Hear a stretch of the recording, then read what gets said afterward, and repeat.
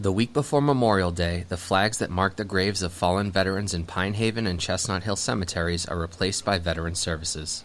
The tradition continued Wednesday afternoon with the assistance of a dedicated group of volunteers. Well, during COVID, and I think it was 2020, we didn't have any volunteers other than one of the firefighters, Robbie Blankhorn, myself and Jen, and it took us like 6 hours. So with all the volunteers, I mean, we got it done last year in under 45 minutes. I think the great thing about it is especially when you see some of the older veterans here, but then some of the young kids, right? Like I think that's uplifting to the older veterans that our youth are paying attention to this stuff, and parents are having their kids here to understand the magnitude of the weekend coming up.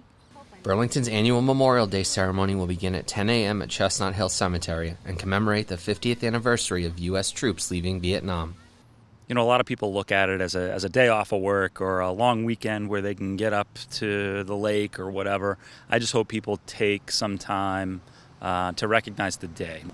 It's the people that sacrificed and made the ultimate sacrifice so that we have the luxury of doing that. To think about, you know, a nation of almost 340 million people have the option to have the day off of work because of the sacrifices that those men and women made. The day would be missed if we didn't take some time out of our day, especially on Monday, to recognize the sacrifices that those men and women made. Until next time, this is Chris Flaherty for BNEWS Weekly.